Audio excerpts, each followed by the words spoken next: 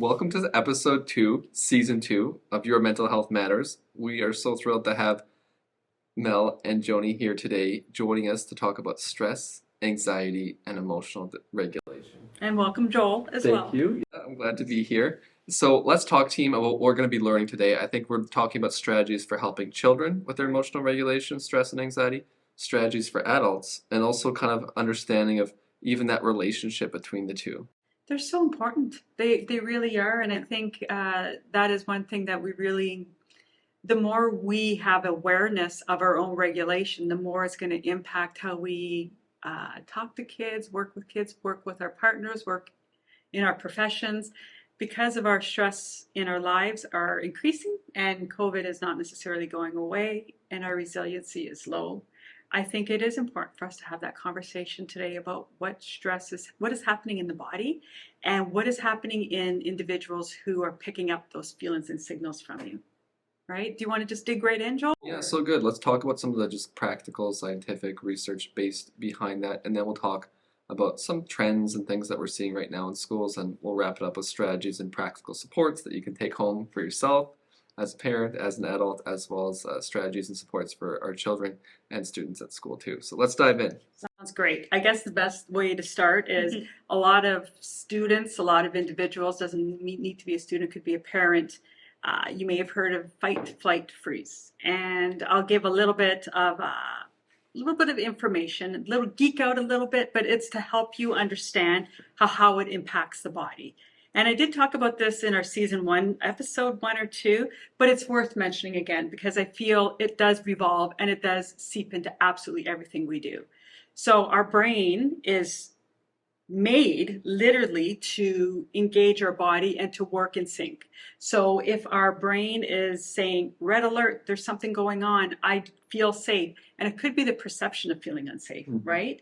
Sometimes we forget that. We think, oh, you're fine. You have no reason in the world to be feeling upset or stressed.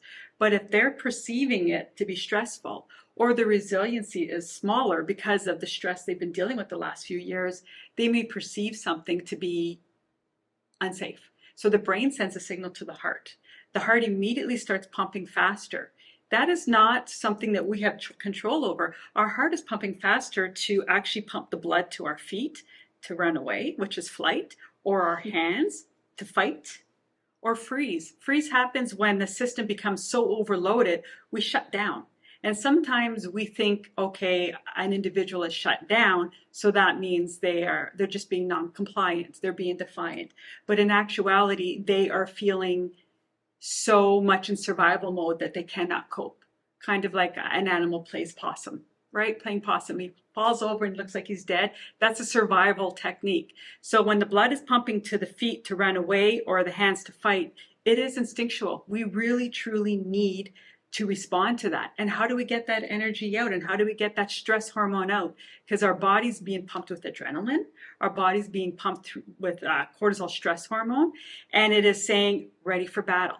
But what happens is when our brain is doing that, it puts us back into that emotional brain, which means no longer is blood being pumped to this part of the brain, which is our ability to be reasoned with, our ability to have focus, memory recall. That is when you have an argument with a partner and you don't remember anything that was said after because you're in that emotional brain. That's what our body does, and we don't have control over that. I remember you said it really well last year. You said, Mel, being offline or online. Yes, and that's exactly it. When you're offline, you're in that emotional brain. You're not able to be reasoned with and really have the ability to go, oh, I did this last time, let me try this again, because we're dysregulated ourselves. Maybe we have a slight tremor in our hands. Myself, when I'm dysregulated, I feel I talk a little bit quicker, or I may be a little bit more breathless. So some of those things we do instinctually and we may not be aware. So part of us talking about this today is to understand that awareness of what's happening in our body when we're in fight, flight, and freeze. Yeah, it's so good. And I think when you look at relationships, often when we experience anxiety, we want to feel a little bit more in control. Yes. So a kid wants to feel more in control. An adult wants to feel more in control. Two partners in a couple want to feel more in control. Exactly. And that's where conflict ensues. So a lot of conflict really is below the surface of that, and there's some level of anxiety. Right. Perceived or not, Exactly. right? It may not be real. It may be what they perceive to be. So I always Let's talk see. about I am a sports fan, so I talk about being in the red zone or the blue zone. Right. So red zone, I'll generalize it, especially for some of our East Coast listeners up here. You might be on the Montreal Canadiens or the Calgary Flames. And I say that's a little unhelpful because when you're in the red zone, you're not playing on the same team. Right. Yeah. Good point. So I'm from Edmonton area, so I'm biased. I'm an Oilers fan, and I'm not the Toronto Maple Leafs are not my favorite team, but for today they are. Okay. So we'll embrace it. And I know some great Leafs fans up in Fort Mac, so I just want to shout out to them and say, way to go. I'm glad you're Leafs fans, and we're on the same page today at least. Way to go. Right, I won't be cheering for them in the playoffs, but they're doing just as good as the Oilers right now, so that's great. So the idea behind playing on the blue team, or playing on the blue zone, is being able to talk about what makes you feel sad, what makes you feel worried, what makes you feel stressed, and recognizing what's going on below the surface. Because if you can communicate your blue feelings, you can actually play on the same team. Ah, love it. So you're talking about being aware of what it is that makes you sad, gives you those emotions, Yes. and then recognizing what you need. Exactly. And sometimes it's being a detective, especially as a parent or a partner. It's recognizing, my child, for example, my one daughter, she really experiences a lot of anxiety when we're going to leave the house. She's concerned, where are the keys? Are we leaving early? Is she going to be left or what have you? So as a parent, we could get frustrated, and sometimes it is hard. It extends our patience. Below the surface, though, our daughter is very anxious and she just wants to make sure everything's okay. Right. And Right. she's trying to control variables because she's feeling out of control Lots and within lots of herself. questions. Yes. Right. Yeah, exactly. Right. And as a partner, sometimes we could feel stressed about certain scenarios and think, wow, is my partner just trying to be difficult or stubborn or what have you here? And a funny one, my wife likes to see out of the whole windshield. And that's amazing. I'm really glad for her. And for me, I'm like, okay, the windshield's pretty clean. We're driving in dirty snow and weather. I'll clean the windshield a little bit. We just have different preferences around that. Right. And But the it causes her preferences, stress. right, the preferences could just seem like, well, why do you need to have that much of a preference? But if you can include the word anxiety, then it's like, oh, okay, there's something going below the surface that's leading you to perhaps impede upon my preferences or come into my circle of what I feel would be my own autonomy as an individual. Right. I find that works with parents too. If I explain like there's some underlying anxiety, they have more empathy for the kids, and they can have more patience. And okay, this is what's going on. I can answer these few extra questions before I leave the house or what have you. Right. So it's the function of the behavior, right? What is happening below the surface? Exactly. Yeah. So if you have an idea of your body, I call it the broken alarm clock. If your brain is saying red alert, there's something wrong, whether it's true or not, the child, the individual, the adult feels like it is. It's sending that signal. You go into that fight flight mode, then what do? Right? That's what we're here to talk about is there's a lot of stress in our schools right now. And there's numerous things that can trigger those things. Exactly. Like, so we think of all of our senses, what we see, what we hear, what we smell. Like That's all right. of our senses impact that alarm, and that anything could trigger it. Because it's happening instinctual below the surface, like Joel is saying. It is absolutely, it's not something that an individual is saying, I'm choosing to be this way right now. It is happening it's happening in your body before maybe your brain is even caught up. Mm-hmm. So if you're offline and you've already become dysregulated, maybe your partner recognizes you're dysregulated before you even know you're dysregulated yourself, right? And that's and I'll quote Dan Siegel about the flip your lid. Yes. So a lot of teachers use that for kids to recognize, like when you're not in your thinking brain, you have flipped your lid. Like, let's take a break, go for a walk, get a drink, whatever you need. That's right. And that's a distraction really works because it helps you come back into that thinking brain. Yeah. It's not just, let's distract them to ignore it or to pretend it doesn't exist.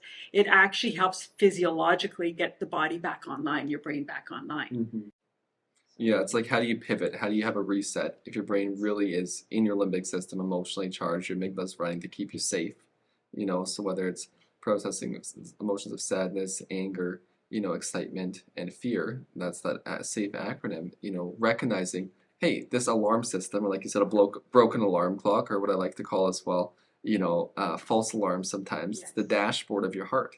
All these warning signs are helpful. And I always like to remind those I work with that anxiety can be a really good thing. It Yes. can keep you safe. It can help you from not jumping off a building. And thank goodness, sometimes our teenagers who have a bit more anxiety are making more responsible decisions and choices.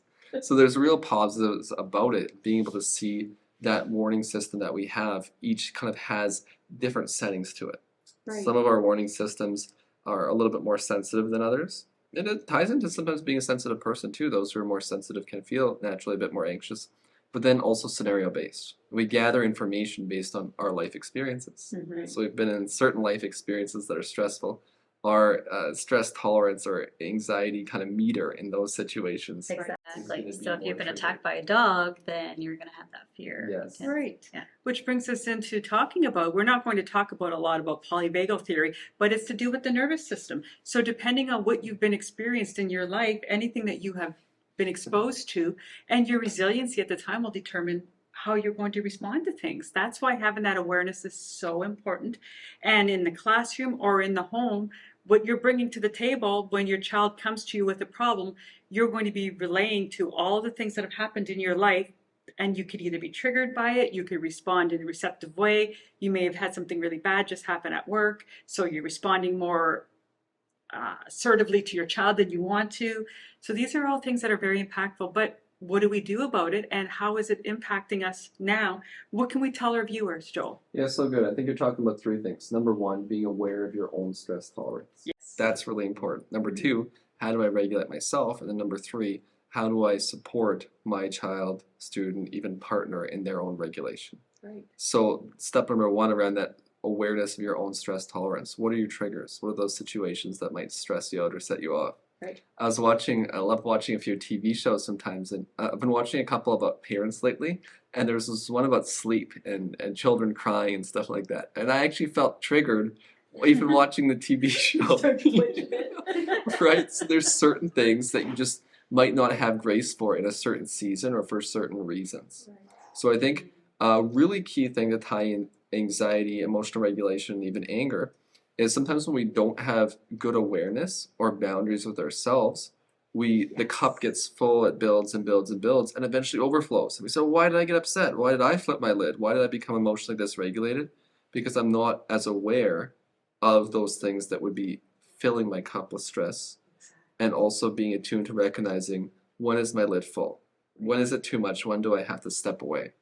And it's easier said than done, because you may know it when you're calm and cool, but to respond to it in the moment can be very difficult, right? And I know, Joni, in your therapy sessions, in play therapy, tell us from that perspective how it impacts the kids you're working with.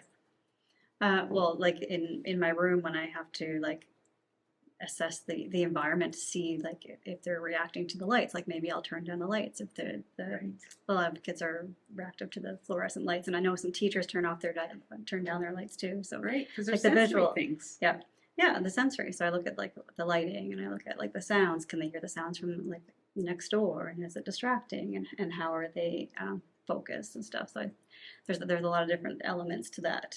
Right, Yeah. right. So with that in a day is you're having to figure out all of these other variables just to keep yourself regulated, and then you have to keep, say, a room full of children regulated, or your own children at home regulated. Yeah. It is difficult. Mm-hmm. So, and something that used to annoy me in my early years, people say, just breathe. I'm like, don't tell me to breathe, right? But in actuality, from a physiological level, if you take a deep breath, you're actually starting to get your heart to slow down. If you take a deep breath in and you hold it and then you breathe out, you're actually slowing down your heart rate, which will get you out of fight flight, because the blood will not pump to your feet and hands ready for fight and flight if you're slowing your breath down. Yeah, you're sending that message to your brain, like it's Yes. safe. The scene is safe. If you're able to have that deep breath, okay, I can relax. Exactly, because your system gets activated and it's primed for battle when you're going to that mode. Mhm. And then you can't learn, which kind of makes me think about you when you're talking about children in play therapy, playfulness. Tell us a little bit about that. Yeah. So playfulness is where you want to be. Like if you're able to play and relax and kind of get in that gauge, so you're in that relaxed mode. Like sometimes I'll start a session and we'll do some breathing activities. So when they're calm, we can kind of go into that play mode, and they're just like in it. If they're like distracted at all, they can't focus. Like it's just the same as the classroom. They can't engage in therapy either.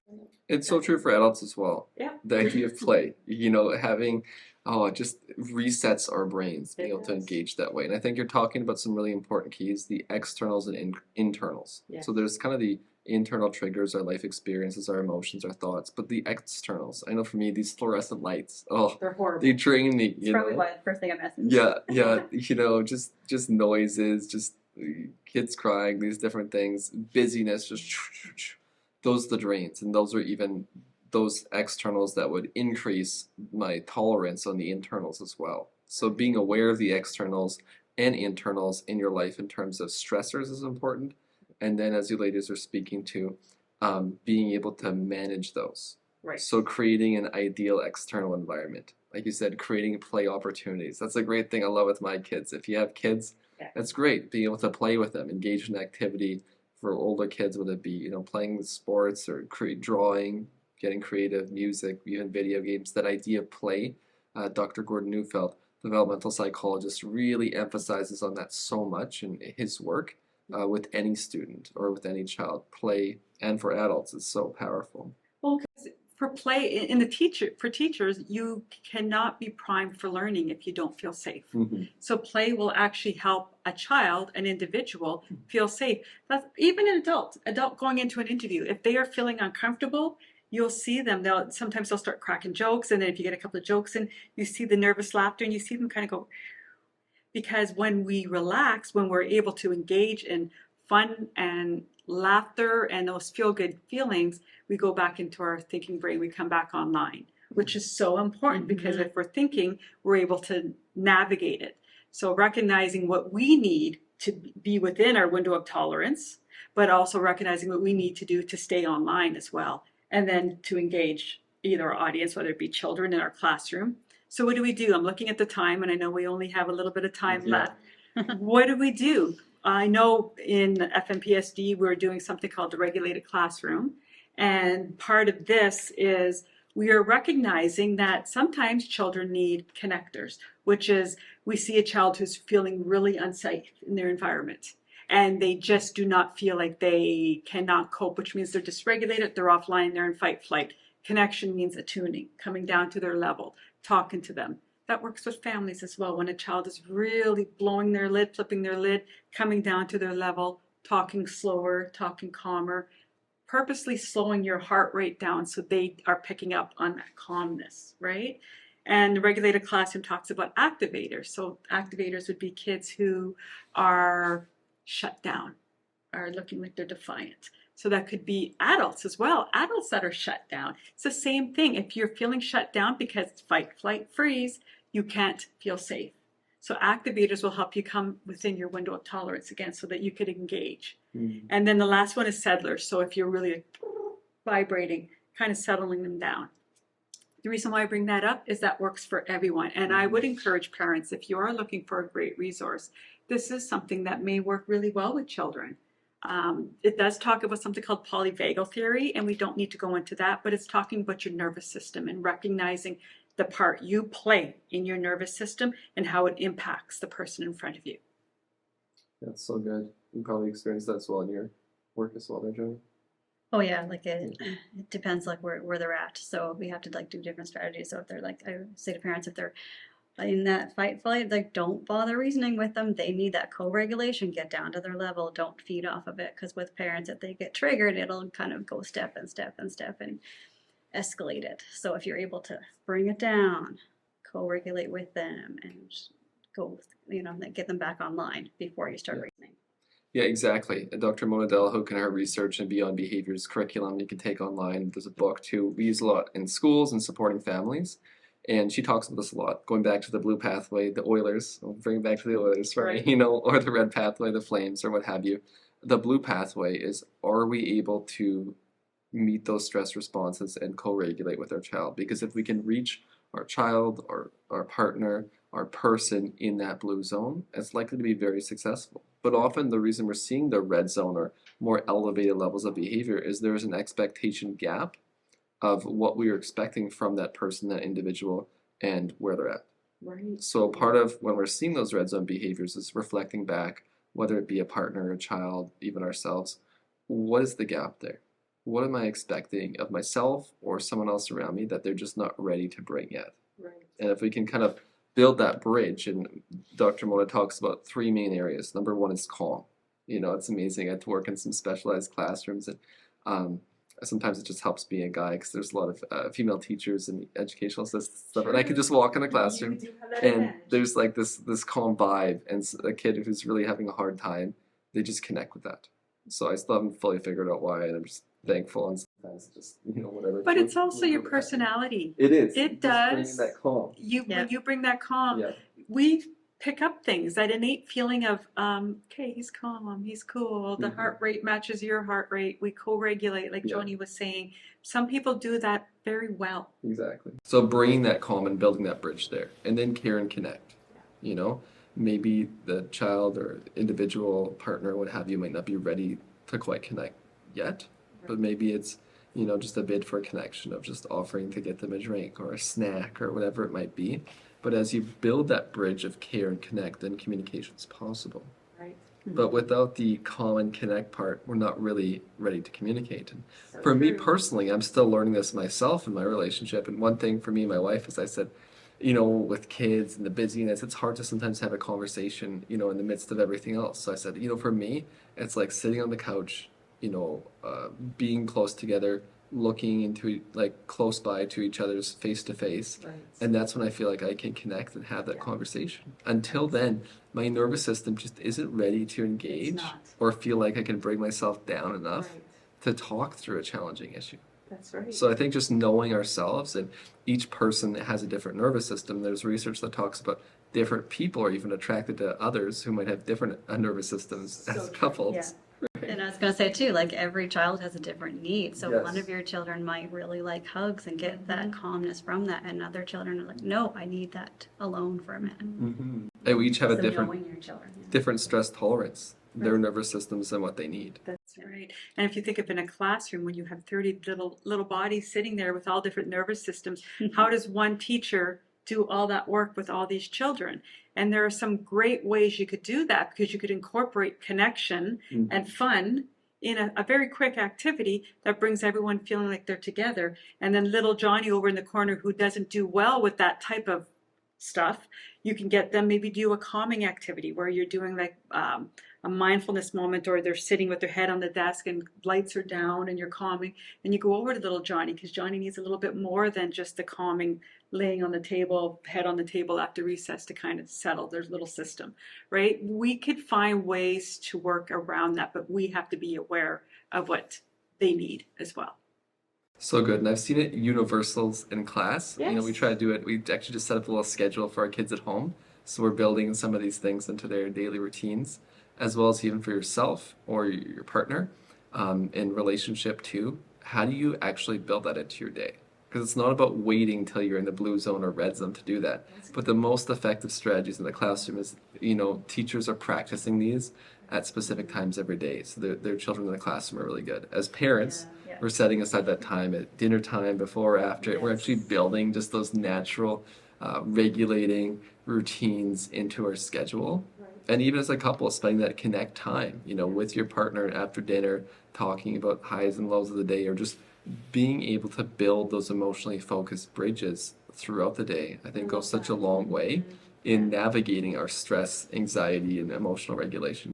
Right, because Yeah. it brings us back to what we said at the beginning. If you're in your emotional brain, not your thinking brain, you may not be able to go to it when things get a little bit more heightened. So you have to learn to practice it and engage in it so that it becomes almost like second nature, like habitual to you to Yeah, go because into if you it. haven't practiced how to breathe, it's going to trigger you, and you're not going to be able to do it when you're stressed out. Right, exactly. So true. And to bring in some of the classroom stuff, like I know some teachers who after recess break, they'll just put on some music, heads down, just relax. Exactly. And some of them will do the Friday regroup, like what was the best memory that you have of the week? What is the Right. things that you want to do next week? Just to have that built-in connection. It's I love strategic, that, but it yeah. works. It's the same way that talking to your partner helps you feel connected at the end of the day. Like you said, you need to find organic ways of bringing that in so that our brains come back online. We're thinking, our nervous system is calm. We're feeling like we're primed for understanding and learning. And then we can kind of function and go, I'm good. I'm ready. I'm listening. I'm able to hear you and respond to you. So this is a really great thing that we're talking about, and we'll continue to talk about in further, episodes of this. But anxiety and stress and regulation, it's all about awareness. It's about practicing it, like you said. What was that wording you used? That was beautiful. Bridging the, I don't remember now. What'd you say? That's a great question. We talked about calm and connect, and just being able to build those bridges to connect together, right? And I think Love it. that's so key. And I think an important takeaway for each of us as we think about wrapping this episode up is how do we apply that? How do we take one thing, from today's episode and be able to apply that? And I think the biggest piece that we're going to focus on this year in different ways as well is the idea of connection. Really is to me the biggest, antidote or treatment for what we're seeing in our world right now and some of the challenges that we're facing. How do we energize ourselves, become more resilient in managing our energy levels?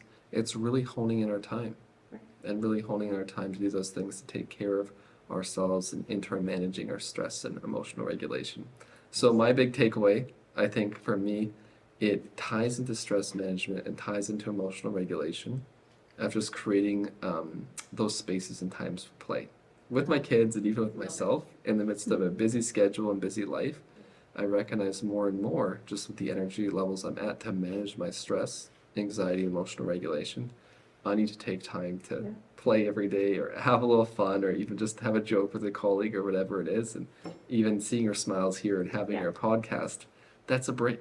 It is. It's a way to just manage and proactively. It's the preventative maintenance for our vehicles. Hopefully you take your vehicle and, when the oil light comes on instead of waiting another 10,000 kilometers.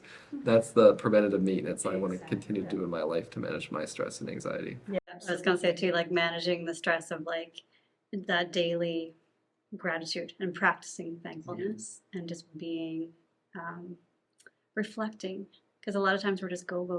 That we So don't taking a have time. step back and thinking, yeah, that was great today, and I want to keep doing some more of that and incorporating more of those positive moments. And I think for myself, the takeaway would be not only having the awareness of where I am in my state of mind. Am I a little bit am I going into my thinking, my emotional brain? Am I a little bit more reactive? Am I disconnected or offline? What can I do to bring myself back online? I think part of that is being mindful of what's happening in my face and my body and how much my partners, my colleagues, my children are reading my body language and learning how to really, what I'm feeling on the inside, come out in a positive way instead of them, if I'm stressed, I'm not wearing it on my face because then I'm dysregulating the people around me because I look stressed out. Yeah. So understanding that and knowing how to help myself get out of that state so that I'm not kind of like letting it bubble in the room and everyone's feeling my stress now, right? Because that's hard. That is so key. Yeah. Communicating my blue feelings. How do I stay on the Yes. Oilers? Thank goodness my wife's a psychologist, so I need all the help in the world, all the help I can get. But the last 10 years, and I continue to focus on that, how do I actually communicate how I'm feeling Yes. instead of leaving it up to others around me to try to interpret or interpret. manage that? So true. Yeah. So I see we only have a minute left to wrap up. This has been an incredible second episode, but we're getting into something a little bit deeper. We want to know how you feel about this. We want to know what stands out for you. Joel, any final words? I think just connection is everything. Connection is everything. Yeah, Because your mental health matters. your mental health matters.